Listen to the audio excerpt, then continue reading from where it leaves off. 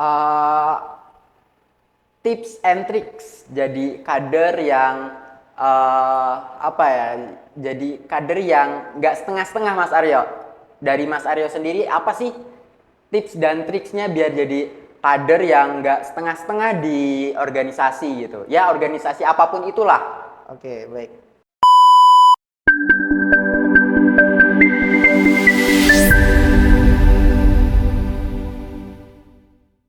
Assalamualaikum warahmatullahi wabarakatuh. Waalaikumsalam. Masih bersama di Kedai OSDI Kegiatan Diskusi Interaktif Orientasi Studi Dasar Islam 2023. Saya dari Komisariat IMM Visipol Fakultas Ilmu Sosial dan Politik. Kali ini saya akan membawakan eh, diskusi atau bisa dibilang podcast dengan salah satu narasumber yang kece badai, yaitu dari komisariat saya sendiri. Untuk Mas Aryo, gimana Mas? Kabar dan kesibukannya di komisariat, di perkuliahan, dan di kosan? Baik, mungkin untuk sekarang keadaan sehat walafiat, alhamdulillah. Dan untuk kesibukan di komisariat mungkin dikarenakan ini sudah menuju ke penghujung periode ya. Mungkin sudah mulai sedikit santai, Ya. apalagi mungkin dari beberapa proker bidang itu sudah beberapa selesai, sehingga tinggal penyelesaian proker-proker saja. Dan mungkin untuk kesibukan-kesibukan lainnya mungkin dikarenakan sekarang lagi libur semester juga ya. Jadi ya mungkin lebih santai aja sih gitu. Sebelum masuk ke pembahasan OSDI Mas, Ya. mungkin apa ya, dari Mas Aryo sendiri ini untuk memandang sebuah organisasi di kampus ataupun memandang IMM itu sendiri, terutama wabil khusus di IMM Visipol itu sendiri, itu gimana Mas pandangan Mas sebagai kader akhir di IMM Visipol gitu? Oke, baik. Untuk organisasi sendiri ya, sebenarnya kan ketika kita sudah memutuskan untuk berkecimpung dalam organisasi, baik itu organisasi internal ataupun organisasi yang mungkin sifatnya pergerakan ataupun perkaderan seperti IMM, saya rasa itu menjadi suatu hak bagi semua mahasiswa, apakah mereka mau berkecimpung dalamnya atau tidak. Karena bagaimanapun juga saya rasa organisasi bisa memberikan dampak ataupun manfaat lebih bagi teman-teman mahasiswa. Apalagi mungkin ketika kita menjadi mahasiswa dalam sebuah kampus swasta atau kampus Muhammadiyah, maka saya rasa belum lengkap jika kita tidak masuk ke dalam organisasi milik Muhammadiyah itu sendiri seperti IMM. Karena bagaimanapun juga posisi IMM dalam kampus Muhammadiyah itu sebagai ortom juga, sebagai lembaga internal. Jadi saya kayak ngerasa, oh kayaknya ketika saya masuk sebagai mahasiswa Muhammadiyah, maka kayak rasa ada yang kurang jika belum masuk ke dalam IMM itu sendiri, seperti itu. BTW dari Mas Aryo sendiri sebagai mahasiswa semester 6 ya, organisasi apa aja sih yang udah diikutin Mas Aryo selama di kampus, selama kuliah di Universitas Muhammadiyah Yogyakarta ini? Oke, untuk selama saya semester 1 sampai sekarang akhir semester 6, saya mengikuti IMM dan juga mengikuti ada UKM Bahasa Arab Al-Mujadid gitu. Jadi mungkin kesibukannya di dua itu aja. Oh, UKM Al-Mujadid ya. Iya. Berarti itu apa namanya berkutip di pembahasan atau kegiatan-kegiatan yang bersangkutan dengan bahasa Arab segala macamnya gitu ya Mas ya. Iya betul sekali. Jadi emang UKM Mujadid itu emang ranahnya emang untuk meningkatkan minat bakat dari mahasiswa-mahasiswa yang mungkin memiliki fokus atau minat di ranah-ranah bahasa Arab. Baik itu mungkin contohnya kayak pidato bahasa Arab atau debat bahasa Arab, ada kaligrafi juga seperti itu. Tadi Mas Aryo sempat bilang uh, Orto Muhammadiyah apa kesinambungannya antara sekolah di Muhammadiyah dengan mengikuti organisasi yang di bawah naungan Muhammadiyah. Mungkin Mas Aryo punya pengalaman nih dari SMP, SMA mungkin berada di lingkungan yang Muhammadiyah yang notabene ada organisasi yang di situ dinaungi oleh Muhammadiyah. Mungkin dari SMP, SMA, Mas Aryo pernah di IPM, mungkin pernah berkecimpung di sana, mungkin apa pengalaman Mas Aryo mungkin dari netizen, dari warganet itu bisa belajar dari Mas Aryo yang dahulunya itu pernah di IPM ya Mas. Mungkin Ya. boleh ceritakan dahulu. Oke, baik. Jadi fun fact-nya, dulu aku sekolah itu MTS sama MA-nya itu di Pondok Pesantren milik Muhammadiyah, dan itu Pondok Pesantren Tahfizul Quran gitu. Jadi emang karena itu milik Muhammadiyah, sehingga dari kami itu sebagai santrinya itu wajib buat ikut aktif di IPM dan juga Tapak Suci dan juga HW. Jadi emang dari saya sendiri emang sudah aktif sejak kelas 10 sudah aktif di IPM, dan itu dulu pengalaman pertama sebagai anggota bidang KDI. Lalu naik setahun setelahnya itu mulai naik di sekretaris bidang ASBU. Sehingga emang sejak di MA sudah mulai aktif di Orto Muhammadiyah di IPM, dan sempat menjadi ketua bidang ASBU juga di pimpinan cabangnya seperti itu. Jadi emang sudah aktif di IPM, sehingga ketika kelas 12 itu mulai kebingungan mau daftar kuliah di mana. Sehingga akhirnya ketika itu kebetulan ada sosialisasi kampus UMY ke sekolah, yang mana beliau adalah salah satu penerima beasiswa juga. Jadi akhirnya kami dengan beberapa teman-teman dari IPM itu memutuskan buat yaudah yuk coba daftar beasiswa kader di UMY. Dan akhirnya kami beberapa orang daftar beasiswa kader dan beasiswa Hafiz juga di UMY, dan akhirnya kami beberapa orang keterima, dan akhirnya ya alhamdulillah dengan kita aktif di Orto Muhammadiyah akhirnya bisa keterima beasiswa di UMY gitu dengan beasiswa full study gitu. Uh, jadi buat teman-teman yang sekiranya kebingungan untuk mencari beasiswa, sebenarnya di kampus Universitas Muhammadiyah Yogyakarta itu memberikan peluang sebesar-besarnya ya Mas, untuk para kader yang dahulunya aktif di IPM ya Mas. Iya.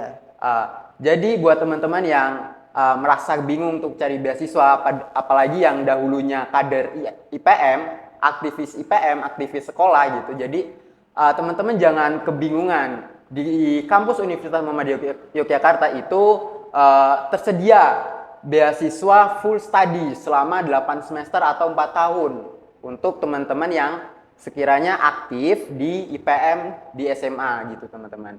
Oke Mas Aryo, untuk selanjutnya Mas Aryo memandang sebuah kader IMM secara personal ya, mungkin apa sih yang pandangan Mas Aryo tentang kader gitu? Oke, baik. Sebenarnya ketika kita berbicara terkait organisasi perkaderan ya, maka kita juga tidak langsung membahas terkait kader itu sendiri ya. Meskipun apakah istilahnya itu kader ataupun anggota itu sama saja, namun saya rasa untuk kader itu sendiri itu lebih spesifik atau memiliki ciri khas masing-masing. Karena ketika kita memasuki organisasi yang bukan non perkaderan dengan organisasi yang perkaderan, itu bakal berbeda ranahnya. Karena misal ada suatu organisasi yang mungkin mereka hanya berorientasi kepada penyelesaian poker-poker, namun tanpa adanya integrasi ataupun ranah-ranah perkaderan kepada masing-masing anggotanya, maka hal itu adalah suatu hal yang berbeda saya rasa. Jadi karena dari Muhammadiyah sendiri memandang bahwa kader itu adalah sebuah penyongsong ataupun penerus pelangsung dari gerakan-gerakan Muhammadiyah. Jadi saya rasa seharusnya seorang kader IMM itu dapat mengimplementasikan nilai-nilai keislaman ataupun nilai-nilai kemuhammadiyahan itu sendiri. Mungkin bagi kita sebagai kader IMM, maka kita dapat mengimplementasikan secara maksimal nilai-nilai, mungkin dalam IMM ada namanya trikoda ya, nilai-nilai keagamaan, kemahasiswaan, kemasyarakatan, dan lain-lain. Saya rasa hal tersebut menjadi acuan bagi kader IMM dalam ranah geraknya dalam perkuliahan, baik itu secara akademik maupun secara kemasyarakatan. Jadi saya rasa kita sebagai kader IMM itu harus dapat melaksanakan nilai-nilai tadi, baik itu keagamaan, kemasyarakatan, kemahasiswaan. Walaupun meski dalam pelaksanaannya kita tidak dapat melaksanakan atau mengimplementasikan tiga hal tersebut secara maksimal merata ketiga-tiganya, namun saya harap, saya rasa dari kader IMM mampu menerapkan ketiga hal tersebut ataupun lebih fokus ke dalam satu halnya seperti itu. Tips and tricks jadi kader yang apa ya, jadi kader yang nggak setengah-setengah Mas Aryo. Dari Mas Aryo sendiri apa sih tips dan triksnya biar jadi kader yang nggak setengah-setengah di organisasi gitu? Ya organisasi apapun itulah. Oke, baik. Berkaitan dengan organisasi ya. Sebenarnya kita bakal berbicara kepada manajemen waktu. Karena ketika kita sebagai mahasiswa sudah memutuskan buat berkecimpung dalam organisasi, maka seharusnya kita sudah bisa mampu untuk memanajemen waktu atau mengatur skala prioritas. Seperti misal dari saya sendiri mengikuti IMM dan juga Mujadid, maka saya juga harus berani tegas kepada diri saya sendiri untuk mengatur skala prioritasnya. Misal dari saya sendiri mengatur skala prioritas IMM yang pertama, terus Mujadid yang kedua. Sehingga dari hal tersebut saya bisa mengatur waktu lebih mendahulukan agenda yang mana. Karena bagaimanapun juga ketika kita menghadapi suatu agenda yang sama, yang tabrakan di jadwal yang sama, maka kita juga harus memutuskan kita harus datang ke agenda yang mana dan juga kita harus memaksimalkan yang mana sesuai skala prioritas tadi. Ataupun mungkin bisa dilihat dari skala tanggung jawabnya. Misal di agenda yang ini kita datang hanya sebagai agenda rapat rutin ataupun sebagai anggota. Sedangkan di agenda yang satu lagi itu kita ditanggungjawabkan sebagai ketua pelaksana, maka akan terlihat beda porsinya seperti itu. Jadi ya bagaimana cara mengatur jadwalnya itu saya rasa melihat dari skala prioritas kita dalam melihat organisasi tersebut dan juga bagaimana caranya kita melihat porsi ataupun tanggung jawab kita di agenda-agenda tersebut seperti itu. Jadi untuk tips and triknya itu manajemen waktu yang pas ya Mas Aryo ya? Iya. FYI buat teman-teman warganet, ini Mas Aryo itu punya apa namanya bisnis thrifting. Jadi mungkin dari Mas Aryo ya sebagai mahasiswa, sebagai aktivis di kampus dan sebagai entrepreneur. Nah untuk Mas Aryo gitu. Untuk memanage antara bisnis, organisasi, dan perkuliahan itu gimana Mas? Kok bisa seakan-akan itu balance gitu? Oke, baik. Itu tuh sebenarnya merujuk kepada niat awal dulu waktu perkuliahan. Ya. Jadi dulu waktu awal perkuliahan, saya merasa kayaknya harus mencoba untuk mencari penghasilan sendiri gitu. Jangan terlalu bergantung pada orang tua. Jadi sehingga dulu itu di awal semester 2 itu saya pernah bergabung memulai bisnis itu bisnis parfum sebenarnya. Mulai bisnis parfum dan itu emang sifatnya kondisional ataupun sekedar sampingan saja. Yang penting ada penghasilan tambahan. Jadi emang sejak awal semester 2 itu memulai bisnis parfum dan akhirnya lumayan jalan dan akhirnya dari uang balik modal dari parfum tersebut saya gunakan buat uang modal untuk bangun bisnis thrifting tadi di awal semester 4 kalau nggak salah. Jadi saya mulai bisnis parfum di awal 2021 dan awal 2022 saya mulai bisnis thrifting tadi. Jadi ya sebenarnya untuk membagi waktunya sendiri emang karena sifatnya sampingan ya untuk bisnis tadi emang itu lebih mudah saja, lebih kondisional. Apalagi untuk yang sekarang mungkin saya lebih fokus di thriftingnya. Jadi emang untuk thrifting sendiri saya pasarkan di Shopee. Jadi lebih kondisional saja ketika ada orderan masuk ya saya mengurus thriftingnya. Kalau misalnya emang nggak ada orderan ya saya fokus kepada akademik dan juga organisasi seperti itu. Boleh di-spill nggak Mas? Kira-kira untuk nama toko officialnya di thrifting Mas Aryo ini. Siapa tahu dari warganet, dari penonton mungkin ada yang hobinya nge-thrift, itu bisa ngeliat atau cek-cek lah tipis-tipis di tokonya Mas Aryo ini, di Shopee-nya. Apa Mas kira-kira nama tokonya? Boleh di-spill nggak? Teman-teman bisa cek di akun IG maupun di akun Shopee-nya itu namanya Thrifting Boom. Oh, Thrifting Ya, Boom jadi ya, awal teman. mula kenapa saya memutuskan untuk namanya dikasih nama Thrifting Boom itu karena berasal dari kata boomnya itu atau boom. Jadi kayak dengan harapan kedepannya thrifting ini bisa lebih booming atau lebih biar dikenal oleh masyarakat seperti itu kedepannya. Oke teman-teman, lanjut ke pembahasan selanjutnya. Ini agak mendalam lah Mas Aryo. Pandangan Mas Aryo nih tentang orientasi studi dasar Islam. Jadi kan setiap tahun di awal penerimaan mahasiswa baru itu ada kegiatan untuk mahasiswa baru, yaitu orientasi studi dasar Islam atau biasa kita dengar OSDI lah. Ya. Nah, Mas Aryo sebagai mahasiswa yang sudah mau lulus gitu ya, pandangan Mas Aryo terkait dengan OSDI nih. Tiap tahun itu kan pasti ada ya. Nah, kira-kira apa sih yang kiranya ada pembaruan di OSDI itu? Kira-kira apa, Mas? Oke. Sebenarnya apa yang saya alamin ketika saya OSDI dulu dengan yang OSDI sekarang itu berbeda. Karena dari saya sendiri yang mungkin angkatan 2020 ya. Ya. Jadi ketika itu saya sendiri mengalami yang namanya mataf online dan juga OSDI online. Jadi dari saya sendiri mengalami masa-masa ta'aruf yang bersifatnya Zoom meeting, Ya. dan juga untuk OSDI sendiri itu Zoom. Jadi ketika itu dari kami sendiri melaksanakan mataf dan OSDI itu full emang secara online. Jadi dari saya sendiri sempat mengalami masa-masa mataf dan OSDI online dan juga mengalami mataf dan OSDI secara offline. Jadi karena di awal maba itu mengalami secara online, dan ketika di tahun kedua itu kebetulan saya juga ikut sebagai pemandu di OSDI. Jadi saya juga setidaknya merasakan bagaimana nuansa atau suasana ketika OSDI dilaksanakan secara offline seperti itu. Dari harapannya Mas Aryo nih sebagai perwakilan dari Komisariat IMM Visipol UMY ini, Mas. Untuk OSDI tahun 2023 ini apa sih harapan dari teman-teman Komisariat IMM Visipol, baik dari fakultas lain ataupun dari Visipol itu sendiri, Mas? Kira-kira dari Mas Aryo sendiri nih, harapan untuk OSDI di tahun 2023 apa, Mas? Oke.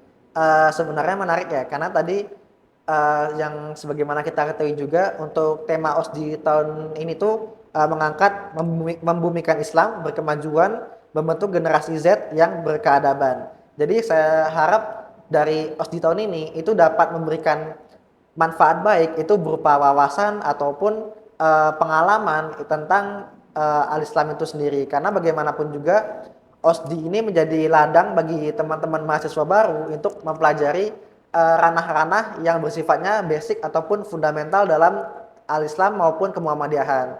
Karena bagaimanapun juga di OSDI ini teman-teman bakal diberikan materi ataupun wawasan terkait al-Islam dan juga kemuhammadiyahan yang mungkin nanti dalam kemuhammadiyahan itu sendiri mungkin bakal merujuk kepada materi-materi yang bersifatnya kepada ortom-ortom Muhammadiyah, dan contohnya mungkin lebih spesifik kepada IMM itu sendiri. Karena bagaimanapun juga saya rasa teman-teman mahasiswa baru itu perlu mendapatkan materi-materi tersebut sebelum memasuki dunia perkuliahan.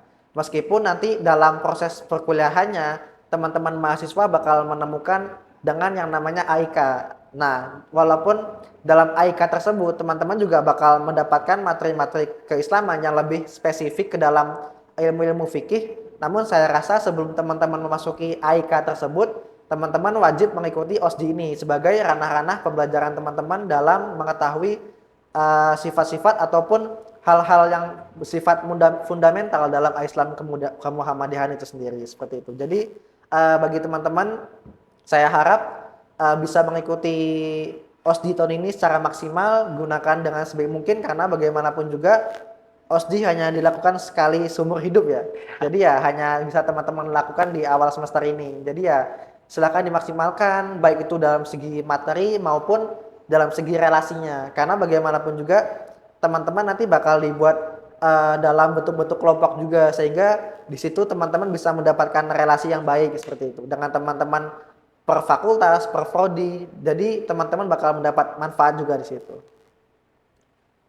Oke Mas Aryo, tadi kan Mas Aryo berbicara tentang harapan Mas Aryo ya, terkhusus dari teman-teman fakultas IMM di Visipol gitu. Mungkin dari calon maba sekiranya tertarik dengan dunia organisasi ortonom, terkhusus IMM di kampus, karena kita itu kan di IMM itu kan di kampus UMY itu kan sebagai organisasi otonom Muhammadiyah ya. Jadi teman-teman bakalan menemukan atmosfer tersendiri nanti ketika teman-teman join di IMM. Mungkin dari Mas Aryo nih, untuk calon mahasiswa baru yang sekiranya tertarik nih dari sekarang, nanti aku pingin di kampus mau join di IMM lah. Nah, untuk Mas Aryo sendiri, eh, harapan dari Mas Aryo dan apa ya, trik dan tipsnya lah untuk calon maba terkhusus yang mau join di IMM. Apa Mas? Ini, jadi mungkin aku bisa ngasih dari segi testimoni ya mungkin Iya. ya.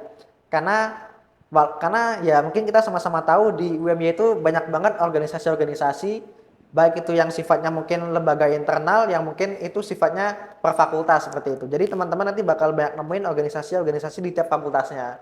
Tapi saya rasa teman-teman juga bakalan worth it ketika masuk ke dalam IMM, karena IMM ini kan sifatnya sudah ada di tiap fakultasnya. Jadi teman-teman bakalan mendapat relasi di tiap fakultas-fakultas tersebut. Teman-teman ketika masuk kepada misal teman-teman IMM, teman-teman Visipol yang mungkin bakal minat buat masuk ke dalam IMM Visipol, saya rasa teman-teman nanti bakal dapat relasi dari fakultas-fakultas lain, karena teman-teman juga bakal berdinamika di dalamnya, seperti adanya kepanitiaan agenda ataupun mungkin nanti ketika ada acara-acara yang bersifatnya itu kolaborasi dengan fakultas-fakultas lain. Sehingga dari hal tersebut teman-teman mendapatkan relasi atau teman-teman dari fakultas lain, dan juga teman-teman juga bakal mendapatkan manfaat yang lebih yang mungkin teman-teman gak bakal temukan itu di luar IMM seperti itu. Jadi saya rasa bagi teman-teman yang ingin bergabung dalam IMM, apalagi yang kemarin ketika di SMP atau SMA-nya sudah turut aktif di PM, saya rasa teman-teman bakalan mendapatkan dinamikanya sendiri di IMM, karena saya rasa antara IPM dengan IMM itu sedikit memiliki perbedaan. Karena jika di IPM teman-teman berdinamika dengan ruang lingkup pelajar, dengan teman-teman pelajar SMP SMA yang mungkin sifatnya masih mudah diatur lah, karena sifatnya mungkin masih di rumah atau ruang lingkupnya hanya rumah ataupun sekolah. Sedangkan untuk di IMM itu dinamikanya ada perbedaan tersendiri. Jadi kayak misal kita para eksekutor di IM itu kan dari mahasiswa ya. Jadi ruang lingkupnya itu sangat luas, baik itu dari mahasiswanya atau lebih kepada keagamaan atau kemasyarakatan sendiri. Jadi emang dinamika di IMM itu sangat luas dan juga cakupannya sangat luas lah bagi saya sendiri gitu. Jadi emang manfaatnya emang kerasa di relasi tadi seperti itu. Jadi saya rasa worth it aja buat masuk ke IMM. Jadi buat calon mahasiswa baru nih, sebenarnya untuk menjadi mahasiswa yang baik dan benar gitu ya. Jadi harus ada balance antara akademis dan menjadi aktivis, karena selayaknya mahasiswa kalau tidak menjadi aktivis itu apa ya? Ada yang kurang lah. Nanti ketika teman-teman sudah selesai dengan akademisnya, bakalan teman-teman tuh ada rasa apa ya, kayak sedikit penyesalan gitu lah. Kenapa kok saya dulu nggak ikut organisasi ini, nggak ikut organisasi itu, jadi tuh. Gitu.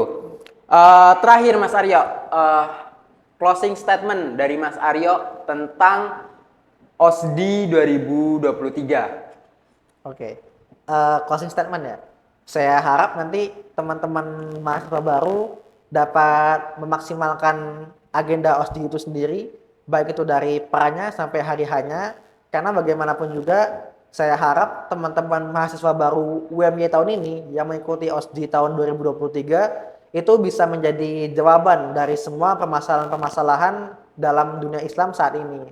Jadi saya harap teman-teman mahasiswa baru itu dapat meningkatkan minat bakatnya dan juga dapat meningkatkan apa sih yang teman-teman rasa bisa ditingkatkan dalam dunia perkuliahan. Jadi saya harap teman-teman bisa turut aktif juga dalam UKM ataupun dalam organisasi yang nanti teman-teman bakal ikuti. Dan juga ini mungkin sedikit nasihat ya bagi teman-teman mahasiswa baru, yang dimana biasanya mahasiswa baru tuh sangat excited buat ikut organisasi. Jadi dari maba itu banyak yang pengen ikut banyak-banyak organisasi karena penasaran. Jadi saya rasa itu ada manfaatnya, namun ada negatifnya juga, yang dimana teman-teman bakal ngerasa kewalahan nantinya dalam menghadapi dunia perkuliahan, diseimbangkan dengan dunia perkuliahan, dengan dunia organisasi. Jadi saya harap teman-teman dapat benar-benar memikirkan apa sih organisasi ataupun UKM yang bakal teman-teman ambil selama dunia perkuliahan, sehingga teman-teman dapat memaksimalkan dunia perkuliahan dan juga dapat memaksimalkan minat bakat teman-teman itu sendiri. Jadi ya saya harap teman-teman dapat menjadi mahasiswa yang dapat menjadi jawaban dari tiap permasalahan-permasalahan dunia Islam saat ini. Seperti itu. Terakhir teman-teman, untuk closing dari saya sebagai moderator yang membawakan acara Kedai OSDI 2023 ini, mungkin teman-teman bisa lebih semangat lagi untuk menaiki level sebagai mahasiswa gitu. Jadi teman-teman, oke, karena pertanyaannya sudah habis, jadi mungkin dari podcast kali ini, yaitu Kedai OSDI, kegiatan diskusi interaktif orientasi studi dasar Islam 2023, saya sebagai moderator Sidik Setiadi Nugroho dari Komisariat IMM Fakultas Ilmu Sosial dan Politik, dan juga saya Aryo Gumilang dari Fakultas Ilmu Sosial dan Politik dari IMM Visipol UMY. Saya cukupkan untuk podcast kali ini, dan sampai jumpa untuk podcast selanjutnya. Saya akhiri. Wassalamualaikum warahmatullahi wabarakatuh. Waalaikumsalam warahmatullahi wabarakatuh.